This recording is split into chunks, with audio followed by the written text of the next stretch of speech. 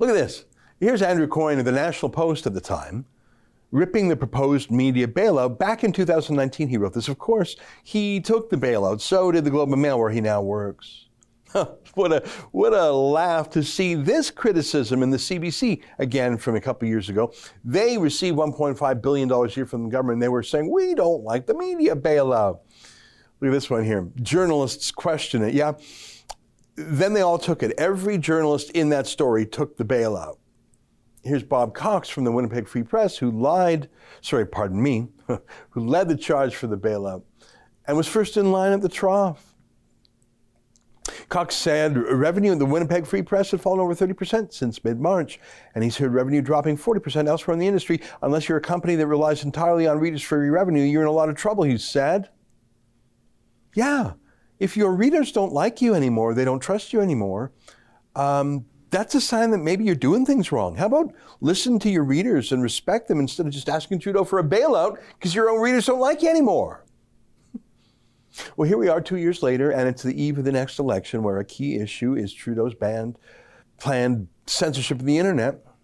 I say it's a key issue because it is for me, but the Conservative Party of Canada hasn't mentioned it once. Neither Aaron O'Toole nor his spokesman on the issue, Alain Reyes. Come to think of it, I haven't heard O'Toole oppose a vaccine passport either, have you? Or come to think of it, the lockdowns, have you? In fact, O'Toole sounds more terrified of the virus than anyone else these days. Canadians are worried about a fourth wave of COVID-19. The dangerous Delta variant is here, and we have to be ready. Now is not the time for an election. We can all wait and go to the polls when it's safe. We need to focus on health and well-being, securing our economic future, and fighting COVID-19 together. My wife and I had COVID. Like many families, we want to get past this pandemic, but let's pull together for one more fight. Let's beat COVID-19 and have an election when it's safe. Yeah, not sure what O'Toole thinks the key issue in this campaign is at all. But Trudeau's taking no chances. He's bribing the media again right before the election, but this time he's making it secret. Not even kidding. Take a look at this from Blacklock's reporter. Now the subsidies are secret. Heritage Minister Stephen Guilbeault's department refuses to name publishers awarded nearly $61 million in pre-election emergency relief.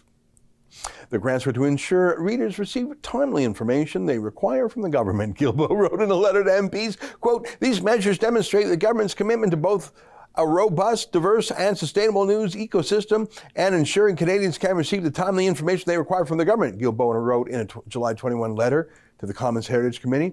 The letter did not elaborate on links between subsidies and coverage of cabinet announcements. Did you get that?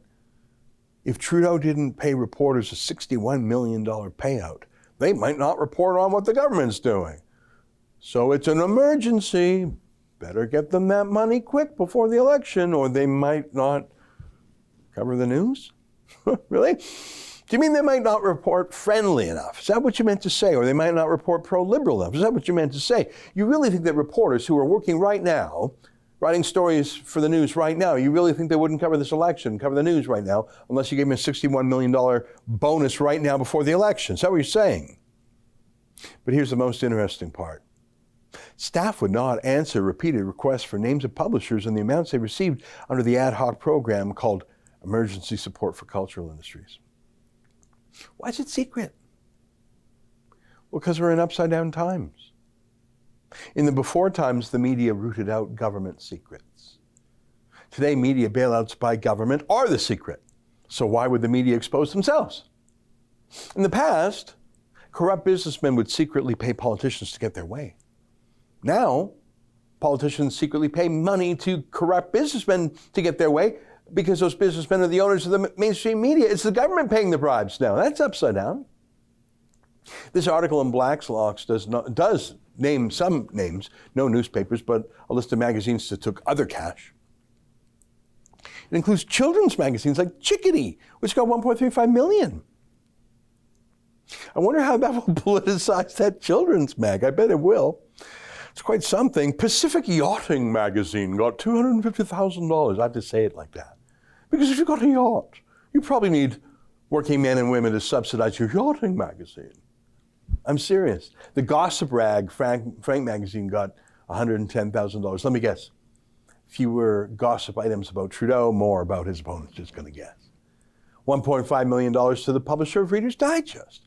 $1.2 million to Maclean's magazine, $1 million to Chatelaine, $570,000 to Toronto Life. That explains a lot, doesn't it?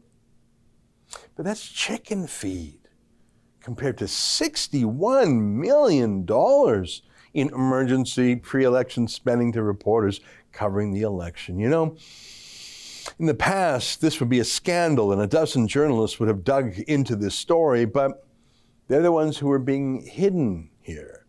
The only way we found out about this was through Blacklock's reporter, one of the few companies that's not on the take. We're in upside down times, aren't we? That's an excerpt from my daily show, the Ezra Levant Show. Every day I do a monologue on the news of the day, then I interview an interesting guest, and then I read my hate mail. You gotta subscribe. Go to rebelnews.com.